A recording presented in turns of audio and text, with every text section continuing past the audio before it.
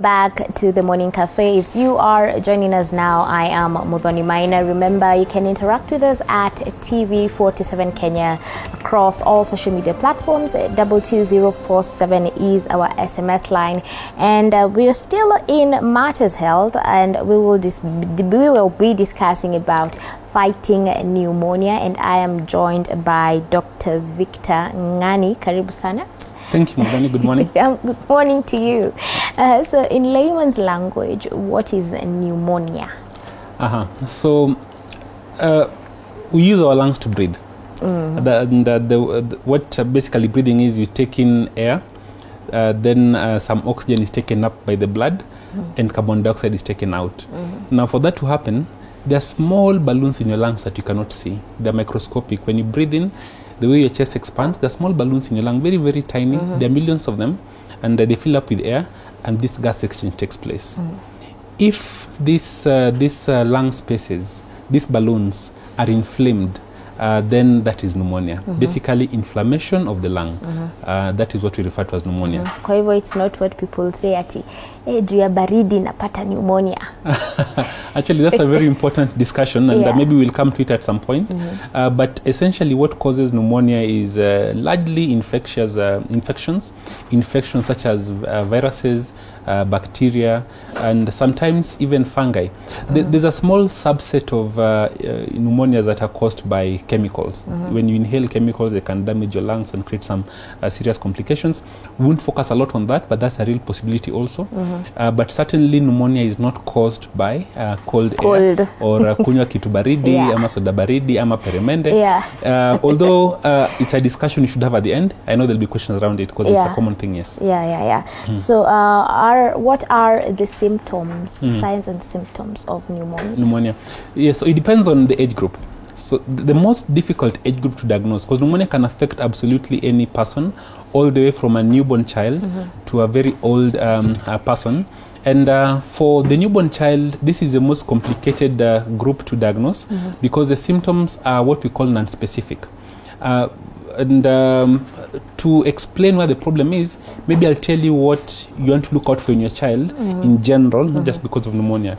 If your child is bubbly, sleeping normally, breastfeeding well, not crying excessively, and you can feel they have energy, they're moving the way a normal baby moves, and then that's okay. A child who, for some reason, is crying excessively and is not settling down, a child who is not breastfeeding, a child who looks weak in general is sick, and the sickness can occur in any organ system, including the lung. However, in many instances, one of the things that you will not miss is a child breathing very fast around that age group. As you grow older, before the age of 1 year, then you'll have a cough. You may have excessive breathing. You may see that when the child is breathing, the lower part of the rib cage is drawing in the nose. You can see as if the nose is moving. We call that flaring of the nasal spaces, and a fever. Basically, the symptoms can be quite varied around this age group. As you grow older, now into the childhood ages, then again fever, cough, difficulty breathing, and by the way, the cough can be productive or non-productive, though many times it's productive. Productive means that unatoa kikohozi, there's some sputum, and then the fever, the joint aches. These are all varied from space to space. For the adult population, then it's a bit clearer, except that now there are different types of pneumonias.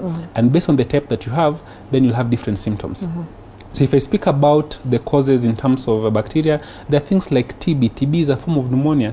There's COVID now, and COVID-19, one of the ways it's causing havoc across this world is by causing COVID-19 pneumonia. That is one of the worst pneumonias ever seen. So what kinds of symptoms do we see? For the standard pneumonia that is bacterial from the community, then you will have some form of difficulty breathing. When you take in a deep breath, you feel some chest pain. You find that you're breathing a bit fast. Your oxygen level may go down to a certain level, and you may have the same symptoms such as fever, joint pains, and the cough may be productive or not productive. And then if you have something like TB, for example, then you'll talk about night sweats, sweating a lot in the night. Then the cough is persistent for a very long time. You may have some weight loss and so on. So the symptoms are varied. And as usual, what I recommend is when you have certain symptoms, it's super important. Visit a doctor, have a discussion, because there is no one size fits all, and even no room for self-diagnosis on a case like this. So how often are you at risk for getting pneumonia? Mudhoni, every day. Every single day? Every single day. So what happens is that these are bacteria, right? These bacteria and the viruses and the fungi and other special forms of microorganisms. And if this is when you're talking about infectious pneumonia. And these are things that are around us every single time. And the very fact that you see people wearing masks now in COVID era is to prevent the spread of these viruses from one person to the next. So this is a real issue. However, there are some patients who are at greater risk of pneumonia, because it's not just getting exposed to the infectious agents, the microorganisms, but for these organisms to infect you and cause disease. And so if for some reason your level of immunity is a bit compromised, then you're at greater risk. If your lungs are not in the normal state, or they have an issue that is underlying that is causing the lungs to be a bit vulnerable, then you're in a difficult space. So what am I talking about? Number one, smoking. And hopefully I get to speak about smoking every single time, no matter the topic, because it's just poison that people take. There is no benefit that is known right now health-wise to smoking, and there are many risks that are now have now been shown to accrue when you smoke. But they say that if you smoke marijuana, it's healthy. Who says this?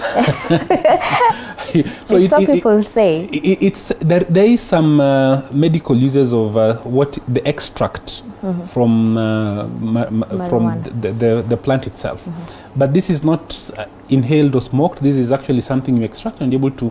There's medication, and only for very limited kinds of issues. And again, I'm not talking about marijuana here. Also, I'm talking about smoking tobacco and other forms of fumes. But even marijuana itself, the administration isn't necessarily via smoking.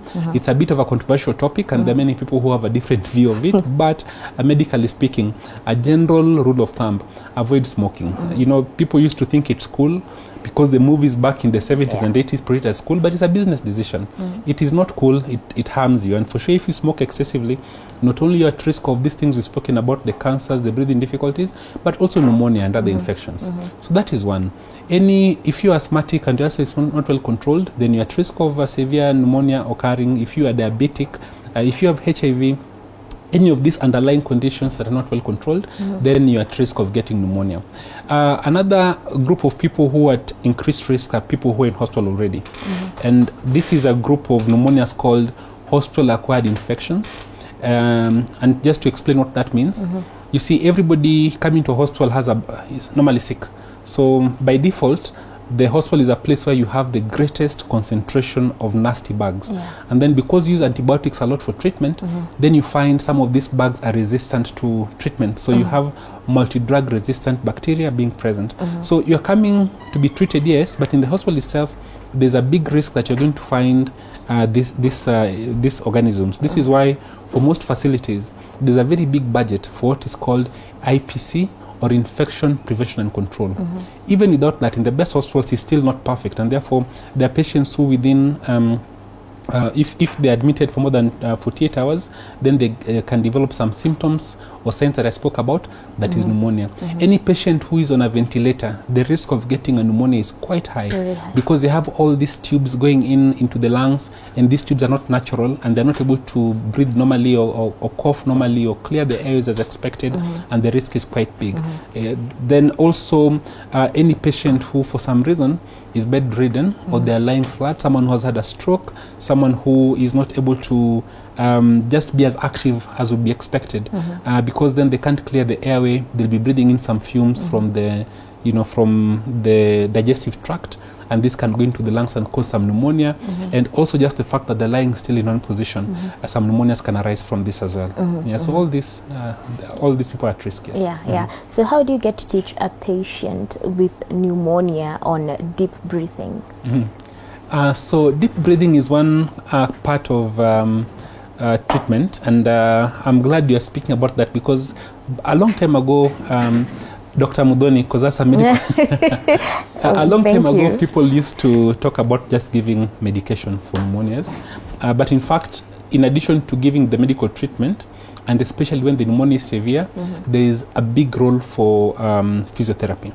And remember what I told you about these air spaces, the small balloons. And so when they're inflamed, what happens is that they fill with a bit of fluid. You remember if you've had a graze on your hand somewhere, then you'll see some fluid coming out. This is the body's response to try and heal that place. The exact same thing happens in your lungs.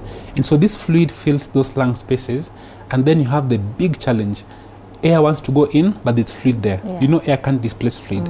And so breathing exercises are very important. You take a deep breath. It inflates these balloons a bit more so that despite being injured, there's a bit of room for air to come in.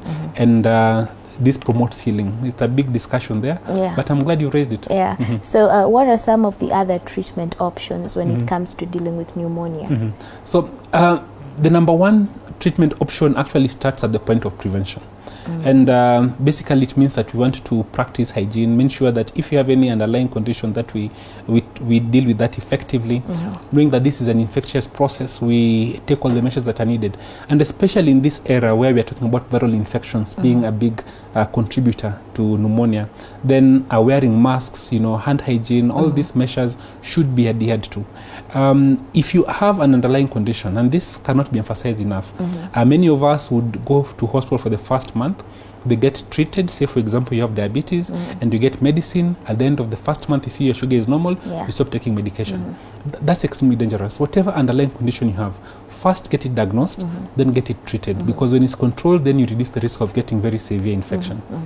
But then now, in terms of actual treatment, there are a couple of things that need to be done, and it depends on how severe your pneumonia is. First and foremost, if it's bacterial, then there'll be role for antibiotics, and only in that case, because some form of infections are not caused by bacteria, and therefore antibiotics don't really have a big role. A good example is COVID-19. It's a viral infection. Yes, there are instances where, in addition to having the virus, you have bacteria coming on board, in which case then you can give antibiotics. But in that case, then we talk about other forms of therapies. If your oxygen level is very low, we are going to give you some supplemental oxygen. You have spoken about physiotherapy. Then the other factors you want to put in place, reduce other risks associated with being hospitalized, such as making sure that you don't develop a clot that can come and affect your airway. For patients in hospital, it's a really important thing to pay attention to the kind of facility you go to, because hospital-acquired infections are a very big thing right now. It's a lot of hospitals really ought to invest in ensuring that the spread of pneumonia in particular in hospital settings is reduced. And a good sign, if you go to a facility and you find they have that hand hygiene bottle everywhere, the sanitizer, in a decent place.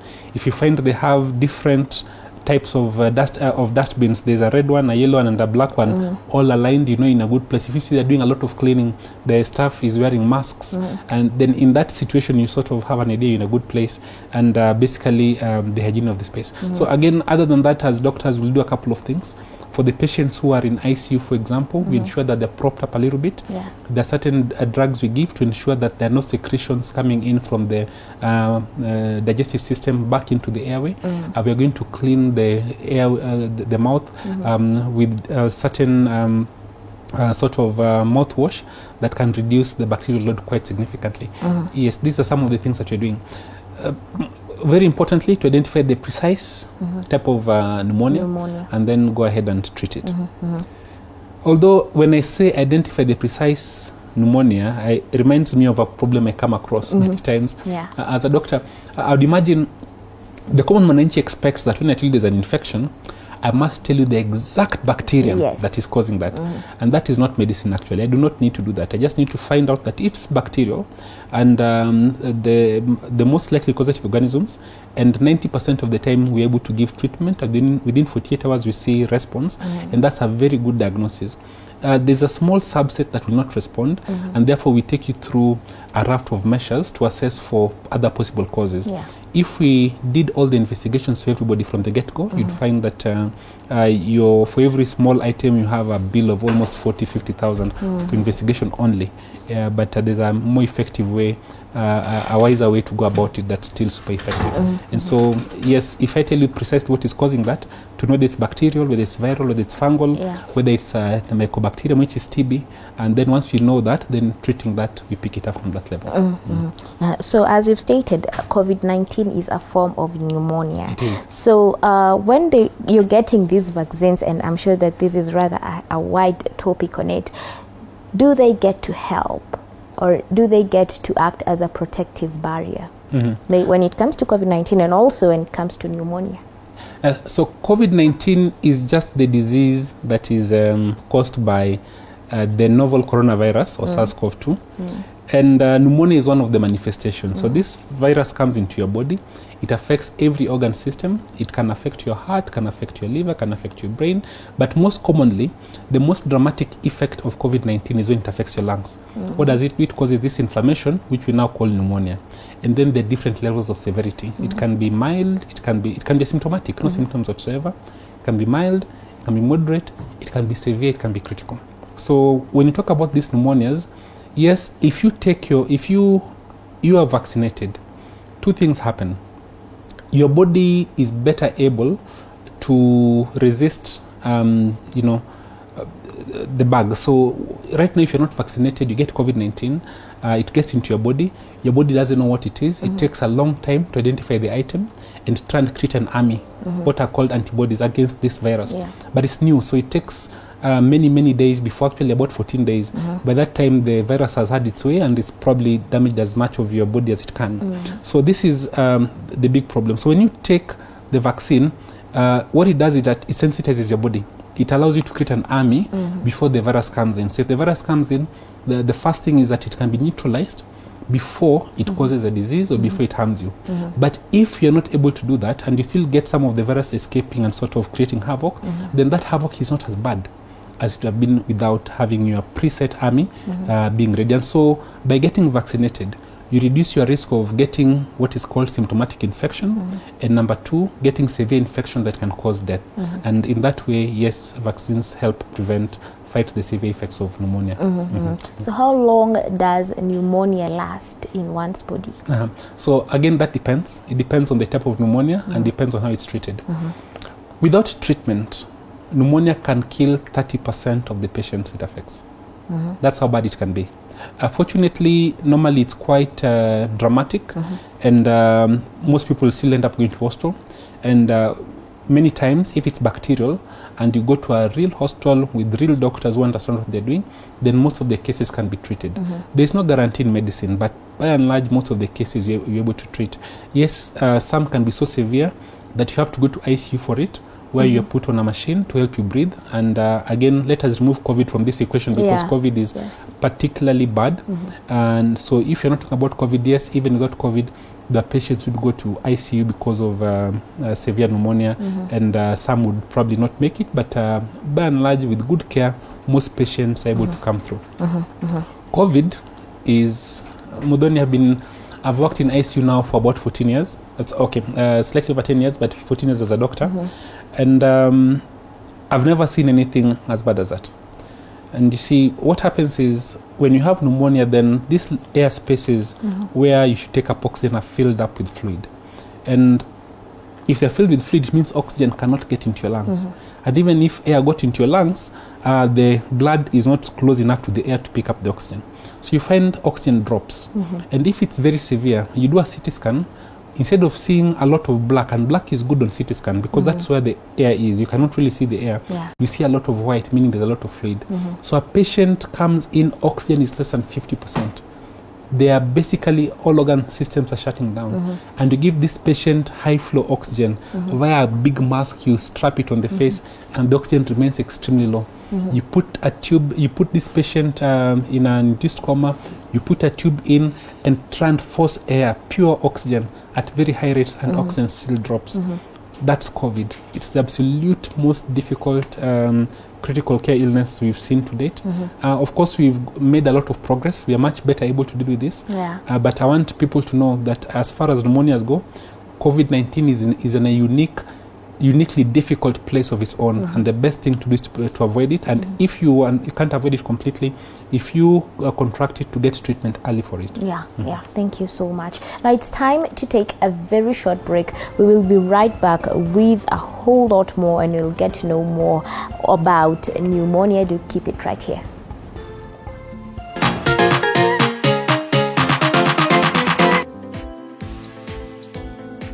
Entrepreneurs around the country are creatively grinding. I started with a borrowed phone.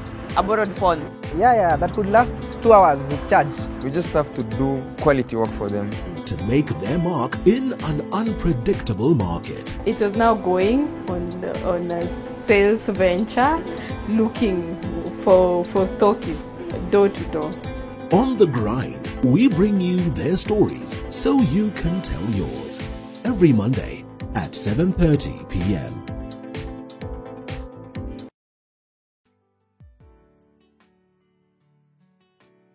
Hello guys, and welcome to Night In with Joy Irungu.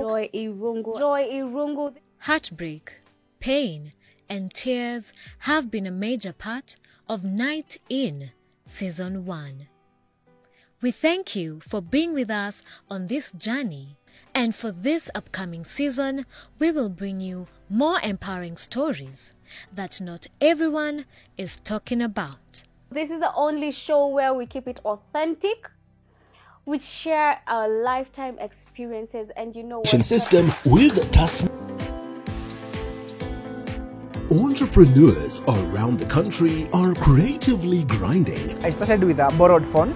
A borrowed phone? Yeah, that could last 2 hours with charge. We just have to do quality work for them. To make their mark in an unpredictable market. It was now going on a sales venture, looking for stockists, door to door. On the grind, we bring you their stories so you can tell yours. Every Monday at 7:30 p.m. Men are known to be the pillars. We're rising up together. Say your point. You need an alpha male now to come and help you and your girl. Anaongea zero. To a lady. This November, the Men's Conference brings a cocktail of diverse ladies to weigh in on various matters. Something I'd love more to see is men being able to exist as themselves. Tune in every Wednesday at 10 p.m.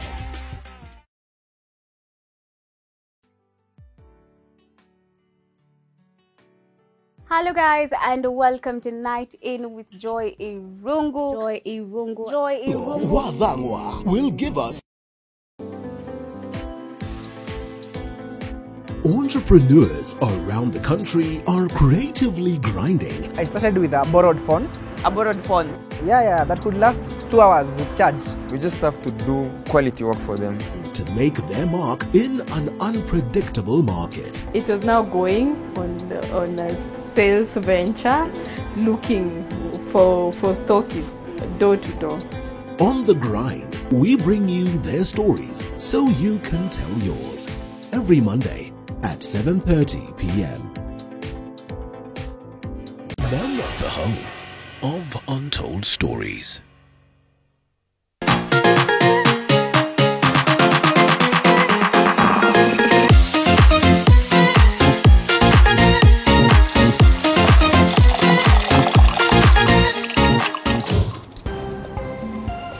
Welcome back to the Morning Cafe. We're still discussing matters in regards to fighting pneumonia. I am joined by Dr. Victor Ngani. So, Daktari, can the elderly recover from pneumonia? Well, yes. They can? Yes, they can. Well, I've heard of that perception that the elderly are particularly vulnerable to pneumonia. And yes, they are actually. For many diseases, the very young and the very old are at greater risk. Why? Because what we call your natural reserve, your body's ability to heal, is not as robust as it was before. The same, say for example, wrinkling you're seeing on your skin The same can be extended to many parts of your body, even parts you're not able to see. And so your ability to respond to an illness is much more impaired. But medicine has come a long way, and a lot of just by simple oral treatment, many elderly people recover very well. And a lot of these elderly people have taken good care of themselves. They weren't chronic smokers. I'll keep saying that.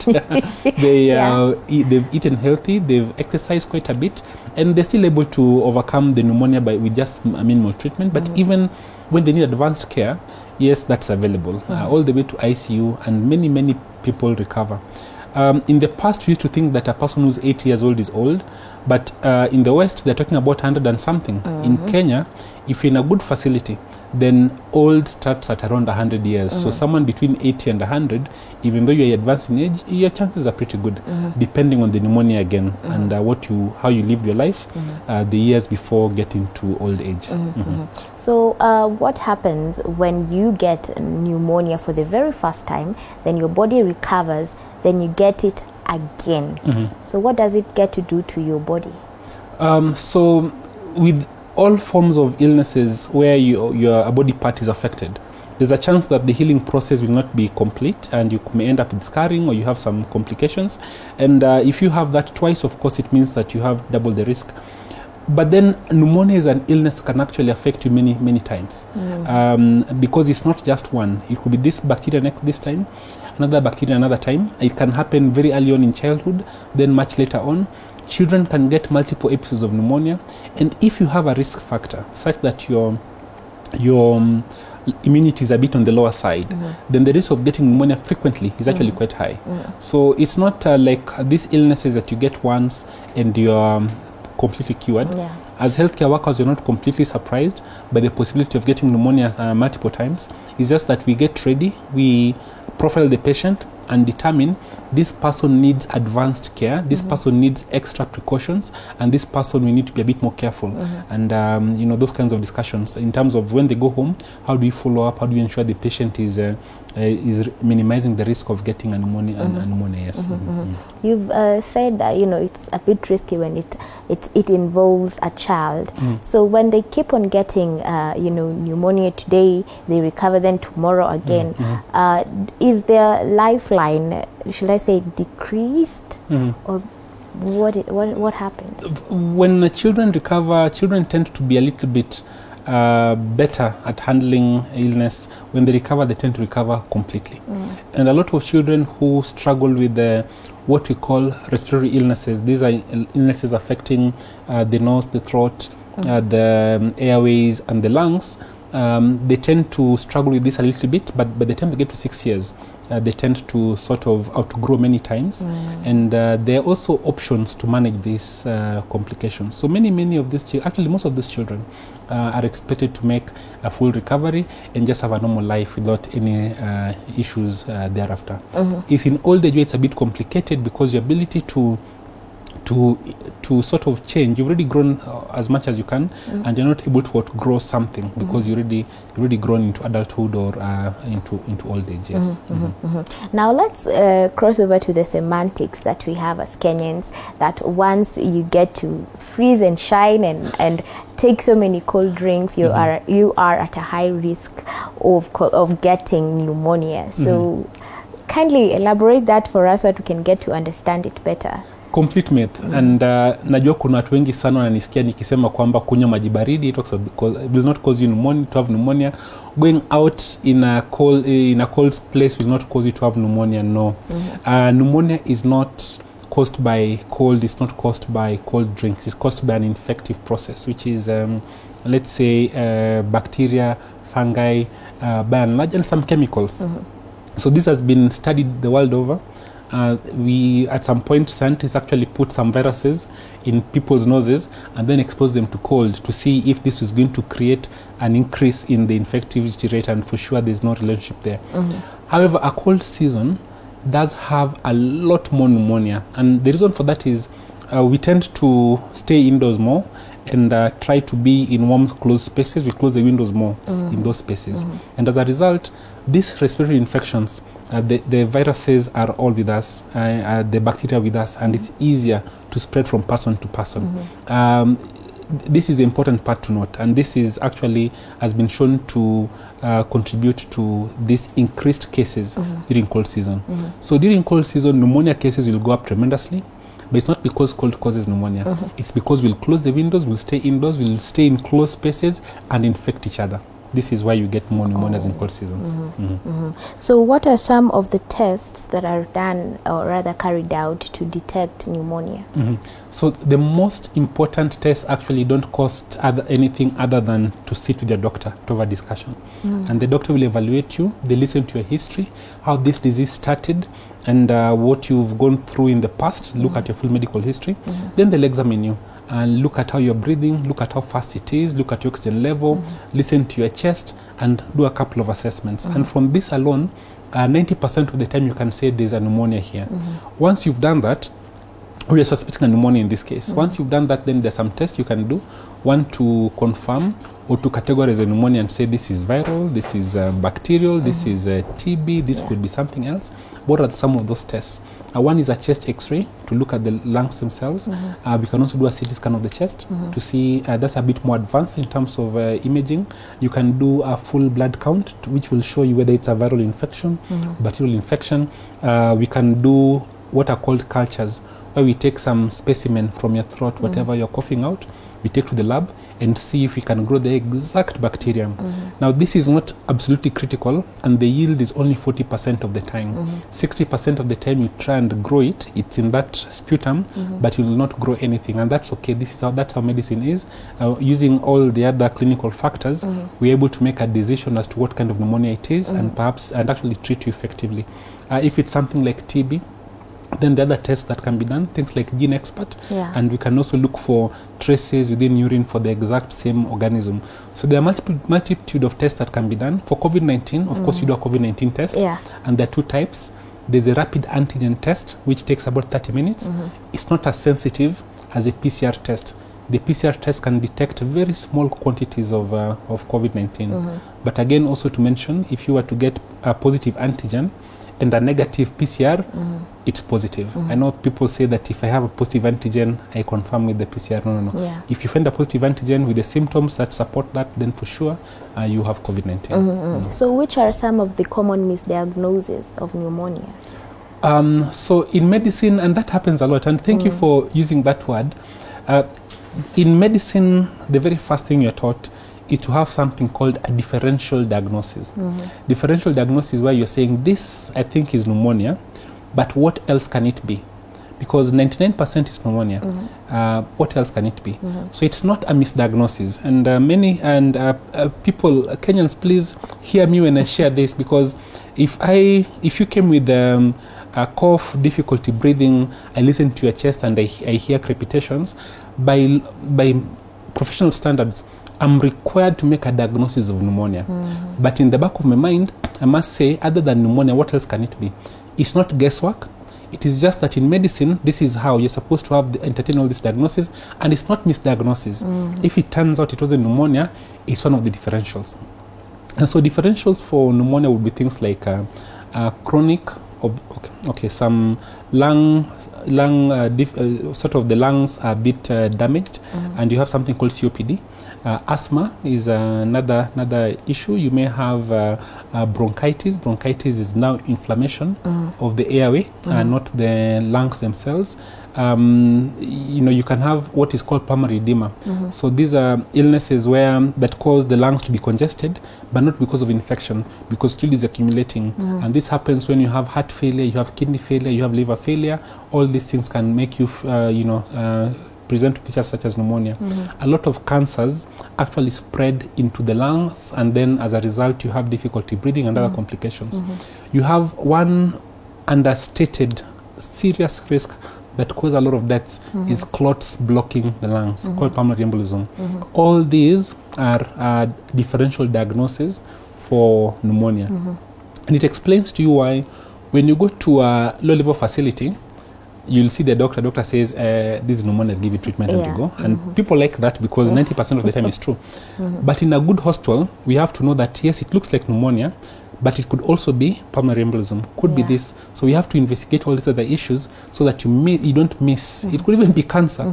And the number of times I've seen patients who've had cancer were treated for, other things that present like this, very many. They're right in making that diagnosis that way, but they need to investigate extensively because of what is called differential diagnosis. So if you don't learn anything else from me, just today learn this concept of differential diagnosis and why that's important and how that replaces the misused word misdiagnosis. Great. So what is double pneumonia? I'm not familiar with that term in particular, but what I would imagine someone would refer to by that is that you have more than one bacterium, or you are getting pneumonia a second time or something. Both of those are possible. Because the fact that you have, say, for example, COVID-19 doesn't stop you from getting another bacterium on top of the COVID-19. And this is very, very common. Partly because when one infection affects your lungs become weakened. The normal defense mechanisms don't work as they should, and therefore it's easier for other bacteria to also come in and join the party. And so it's very common for you to be assessed for more than one organism causing bacteria. We already spoke about getting reinfected. That's very common in pneumonia in general, depending on the organism. So which are some of the protective measures one could take when it comes to fighting pneumonia? I may have alluded to this to some degree earlier on. Number one is the preventive strategies. And again, it depends on the different classes. So if we speak about the bacterial pneumonias, then number one, you want to make sure you're as healthy as possible, keep fit, do not smoke. Guys, please. No smoking. Do not smoking. Do not smoke. It's not hate speech. I'm just sharing with you as a doctor as much as, and then eat healthy. And if you have an underlying condition, go ahead and have that controlled. Then standard measures, wash your hands. And now because of these viral infections that are circulating, mask wearing has become a thing. In East Asia, it was there for many, many years before 2019. And so that becomes something that can be done. And then to practice what is called cough etiquette, or just in case you have people around you who are coughing, then you want to be as careful as possible, and then ensure that you've opened windows, be in a well-ventilated space, and all these measures will to some degree reduce the risks of getting infections. If you have a kind of pneumonia that can be prevented through vaccination, get the jab. COVID is one of those. So if you can get the jab. There's a lot of, can I say, experts who become doctors, but in real life, their real profession is something very far from medicine. They couldn't stand biology. They dropped biology a long time ago. Not to be offensive, it's just that later on, the internet can make you an expert in medicine, and in reality, you shouldn't listen to such a person. So did the numbers of pneumonia get to rise during COVID-19? And if so, how many, or rather a rough number of those that did not get to make it through with your fight against pneumonia? So the differences depending on the underlying issue. So the underlying type of pneumonia. So the bacterial pneumonias, if they're not treated, if you just suffer the pneumonia, you don't go to a hospital, 30% of the patients will not make it. Now, someone may say, 70 can survive. Yes, but 30% is a really big number. And so it's best to have it treated. And when it's treated, the outcomes are extremely good. More than 98%, actually about 99% plus of the patients should survive. There are few cases that can be very difficult. And yes, even with best treatment, a patient may still not make it. Mudhoni, people sometimes ask, this patient had pneumonia, was treated with this, they survived, so this one should also survive. It doesn't work like that. You can have two people exactly the same, even twins, same presentation, give them the exact same treatment, exact same dose, and they respond differently. That is medicine. COVID-19 is unique. It did cause a big spike in cases of pneumonia, and because it's a unique subset, I think it skews a lot our understanding and basically the numbers, because when you have I'll categorize this. For us, we are a high-level facility, so anybody who has up to severe COVID pneumonia, we expect 99% of those guys to walk home. But then there's one group of people who have critical COVID pneumonia, where they have to be on a machine, life support. That's the most difficult situation. When I say that anyone who has mild, moderate, and severe COVID we expect them to walk home. That won't be the exact same thing for a smaller facility or facilities that don't have as much experience as we do, because for us, we started treating COVID early. That subset may change depending on the resources available, the doctors available, the experience, and some of the equipment. Yes, please. So before we get to wind up, maybe you could tell us where people can get you very briefly. Thank you. Yes. I'm the head of clinical services at RFH Healthcare, and that's RFH Specialist Hospital. It's a level 5 facility in Ruai. There's a Ruai Family Hospital. There's a RFH Ruiru, RFH Ruaka.